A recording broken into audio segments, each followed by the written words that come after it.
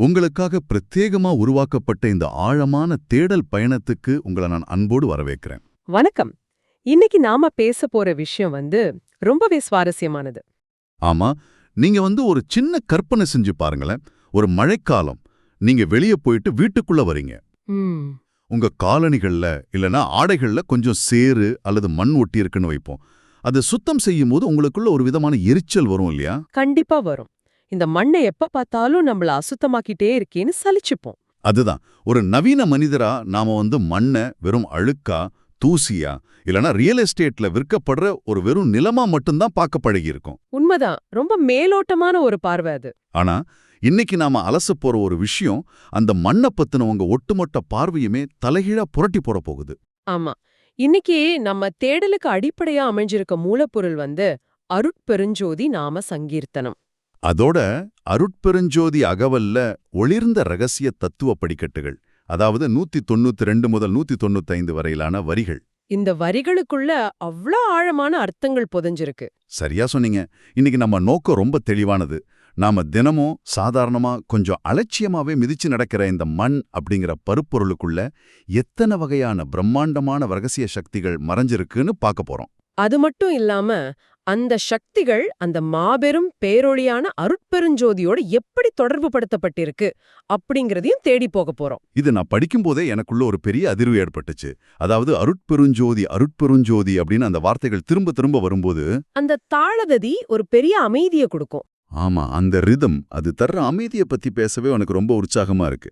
Okay, இதை நம்ம விரிவாகவே அலசுவோம். அந்த உற்சாகம் எனக்கும் தொத்திக்குச்சு. நீங்க குறிப்பிட்ட அந்த தாளகதி வெறும் ஓசைக்காக மட்டும் அமைக்கப்பட்டதல்ல. ஓ, வேற என்ன சூக்ஷ்மம் இருக்கு அதுல? அது பிரபஞ்சத்தோட துடிப்ப நம்ம நாடி துடிப்போட இணைக்கிற ஒரு நுட்பம். நாம இந்த உலக நம்ம ஐம்புலன்களை கொண்டு ரொம்ப மேலோட்டமா பாக்குறோம் இல்லையா? ஆமா, ஒரு செடியை பாக்குறோம், ஒரு மலையை பாக்குறோம், அவ்வளவுதான். ஆனா அதற்கெல்லாம் அடிப்படையா இருக்கிற அந்த மண்ண, அந்த பிருத்வி அப்படிங்கிற மாபெரும் தத்துவத்தை நம்ம உணர்றதே இல்ல. அது ரொம்ப நிதர்சனமான உண்மை. நூற்றுக்கணக்கான வருஷங்களுக்கு முன்பு, அதாவது எந்த ஒரு நவீன நுண்ணிய கருவிகளும் இல்லாத காலத்துல வள்ளலார் இந்த மண்ணுக்குள்ள இருக்கிற ஆற்றல்களை 7 வெவ்வேறு பரிமாணங்களா பிரிச்சு பாக்குறாரு. 7 பரிமாணங்களா? ஒரு சாதாரண சடப்பொருளுக்குள்ள இத்தனை இயக்கங்கள் இருக்கா அப்படிங்கிற கேள்வி நவீன அறிவியலையே பிரமிக்க வைக்கும்னு நினைக்கிறேன். கண்டிப்பா.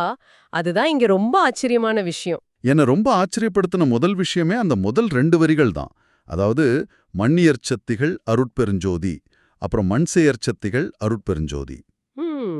இயல்பு செயல் அப்படின்னு 2ஆ பிரிக்கிறாரு. ஆமா, ஒரு சாதாரண கண்ணோட்டத்துல மண் அப்படின்னா அது மண், அவ்வளவுதான். ஆனா இதை இயல்பு செயல்னு 2 முற்றிலும் வேறுபட்ட தளங்கள்ல அவர் பிரிச்சிருக்காரு. இத நாம எப்படி புரிஞ்சுக்கலாம்னு நினைக்கிறீங்க? நான் இதை எப்படி பார்க்கறேன்னா, அறிவியல்ல நாம ஒரு பொருளோட உள்ளுறை ஆற்றல், அதாவது பொட்டென்ஷியல் எனர்ஜின்னு படிப்போம் இல்லையா? சரி. அடுத்து அது இயங்கும் தன்மை, அதாவது கைனடிக் எனர்ஜின்னு ஒன்று படிப்போம். அது போல இருக்கா? மிக சரியான ஒப்பீடு. இயற்சக்திகள் அப்படிங்கிறது ஒரு பொருளோட அடிப்படையான பிறவித்தன்மை. பிறவித்தன்மைனா அதோட நேச்சர். ஆமா, அதாவது எந்த ஒரு வெளிப்புற தூண்டுதலும் இல்லாம தனக்குள்ளேயே அது பொதிஞ்சு வச்சிருக்கிற ரகசியங்கள். மண்ணோட திண்மை, அதனுள் இருக்கும் காந்த விசை, தட்பவெப்பத்தை ஈர்க்கும் குணம், இதெல்லாம் அதோட இயல்பு. ஓ, இது இயற்கையாவே அதுக்குள்ள இருக்கிற விஷயங்கள். சரியா சொன்னீங்க. ஒரு பேட்டரிய நீங்க கற்பனை செஞ்சு பாருங்களேன். அதை பயன்படுத்தாத போது கூட அதுக்குள்ள ஒரு மாபெரும் ஆற்றல் உறங்கிட்டு இருக்கு இல்லையா? ஆமாம், சார்ஜ் உள்ள அப்படியே இருக்கும். அதுதான் மண்ணோட இயற்சக்தி. அது தன்னுள் எல்லாவற்றையும் அடக்கி ரொம்ப சாந்தமா அமைதியா ஒரு மாபெரும் தவத்தை போல வீற்றிருக்கு. இது ஒரு நிலை. அப்படியானால் அந்த பேட்டரியை ஒரு கருவியோடு இணைக்கும் போது நடக்கும் வினைதான் செயற்கத்திகள்னு சொல்ல வரீங்க. எக்ஸாக்ட்லி. அதுதான் மண் செயற்சக்திகள். இத நினைச்சு பார்க்கவே ரொம்ப சுவாரஸ்யமா இருக்கு. ஒரு விதைய நாம சும்மா ஒரு பிளாஸ்டிக் டப்பால வைத்தா அது அப்படியே தான் இருக்கும். எந்த மாற்றமும் இருக்காது. ஆனா அதே விதைய மண்ணுக்குள்ள புதைச்ச அடுத்த சில நாட்கள்ல அந்த விதை வெடிச்சு ஒரு உயிராக முளைச்சு வெளியே வருது. ஆமா. அப்படியென்றால் அந்த அமைதியான மண்ணுக்குள்ள ஒரு மிகப்பெரிய வேதியியல் தொழிற்சாலையே இயங்கிட்டு இருக்கு அப்படிங்கிறது தானே உண்மை? சந்தேகமே இல்லாம அந்த வேதியியல் தொழிற்சாலை தான் மண் செயற்சத்துகள். ஒரு கைப்பிடி மண்ணு நீங்க எடுத்தீங்கன்னா அதுல இந்த பூமியில வாழும் மொத்த மனிதர்களோட எண்ணிக்கையை விட அதிகமான நுண்ணுயிர்கள் இருக்குன்னு இன்றைய அறிவியல் சொல்லுது. வாவ், ஒரு கைப்பிடி மண்ணுக்குள்ள அத்தனை உயிர்களா?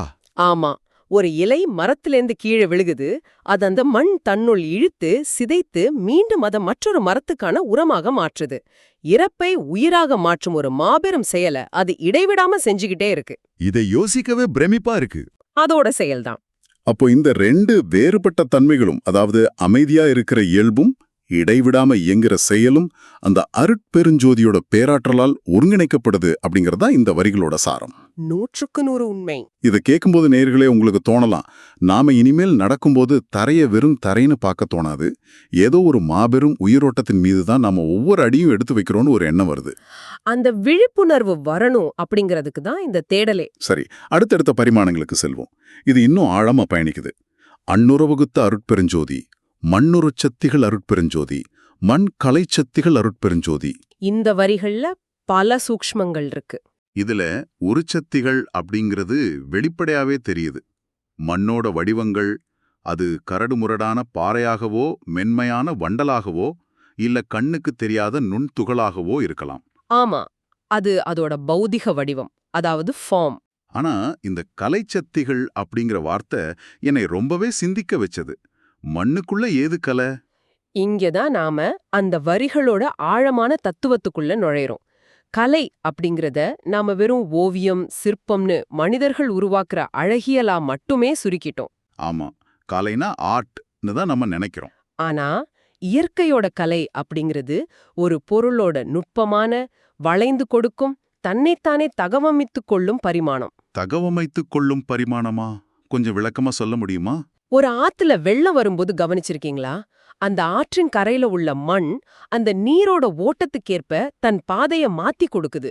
ஆமா, தண்ணி போற வழிக்கு ஏத்த மாதிரி மண் வளைஞ்சு கொடுக்கும். அதே போல ஒரு பெரிய ஆலமரத்தோட வேர் பாறைகளுக்கு இடையில புகுந்து செல்லும்போது அந்த மண் அதுக்கு இடம் கொடுத்து வளைகிறது. இது ஒரு வகையான கலைத்தன்மை. பிரமாதம். நீங்க சொல்றத கேட்கும்போது எனக்கு இன்னொரு விஷயம் தோணுது. ஒரு குயவன் சக்கரத்துல மண்ணை வச்சு ஒரு பானையை உருவாக்குறாரு இல்லையா? ஆமா, மிகச்சரியான உதாரணம். அந்த மண் எவ்வளவு அழகா அவர் நினைக்கும் வடிவத்துக்கு வளைஞ்சு கொடுக்குது. அதோட உறுதியான இயல்புக்குள்ளேயும் இப்படி தன்னைத்தானே ஒரு பயன்பாட்டு பொருளா மாத்திக்கிற மென்மை இருக்கு. சரியா புடிச்சிட்டீங்க.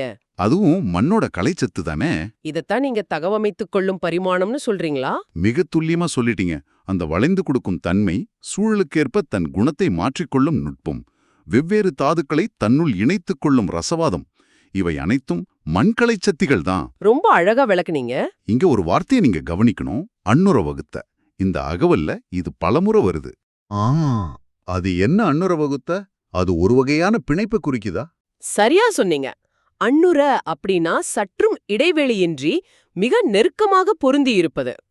வகுத்த அப்படின்னா ஒரு பேர் அறிவால் மிக நேர்த்தியாக திட்டமிட்டு வடிவமைக்கப்படுவது.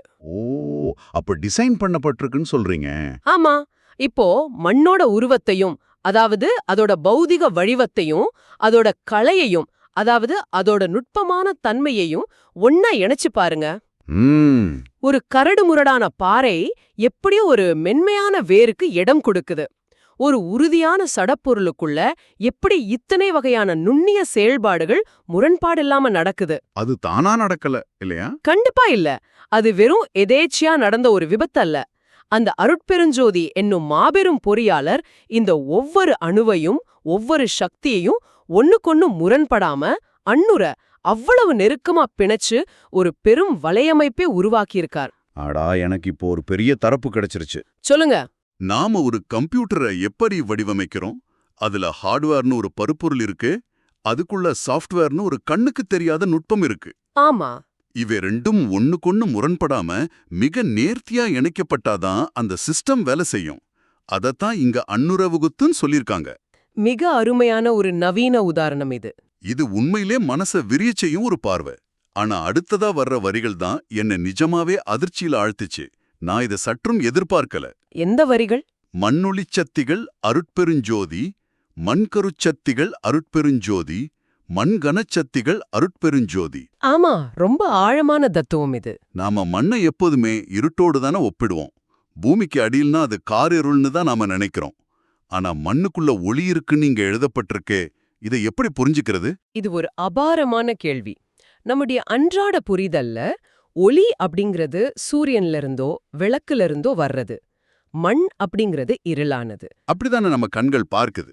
ஆனா நவீன அணுவடிவ இயற்பியலோட அடிப்படையில, அதாவது குவாண்டம் பிசிக்ஸ் பார்வையில இத பாருங்க, நாம பார்க்கிற ஒவ்வொரு சடப்பொருளும் அது எவ்வளவு அடர்த்தியா இருந்தாலும் சரி, அதோட மிக அடிப்படையான அலகுக்கு சென்றா அது வெறும் சுழன்று கொண்டிருக்கும் ஆற்றல் தான். ஆற்றல், அதாவது எனர்ஜி.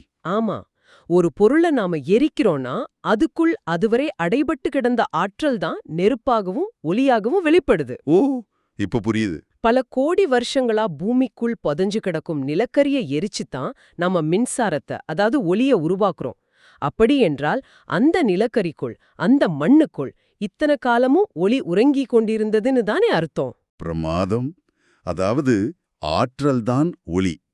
ஒரு கனிமத்தின் உள்ள ஒரு படிகக்கல் அல்லது வைரத்தின் உள்ள ஒளியை பிரதிபலிக்கும், ஒளியை உமிழும் தன்மைகள் இருக்கு. ஆமா, எல்லாவற்றுக்கும் மேலாக நீங்க சொன்னது போல ஒவ்வொரு அணுவோட மையத்திலையும் ஒரு மாபெரும் எனர்ஜி இருக்கு. கண்டிப்பா.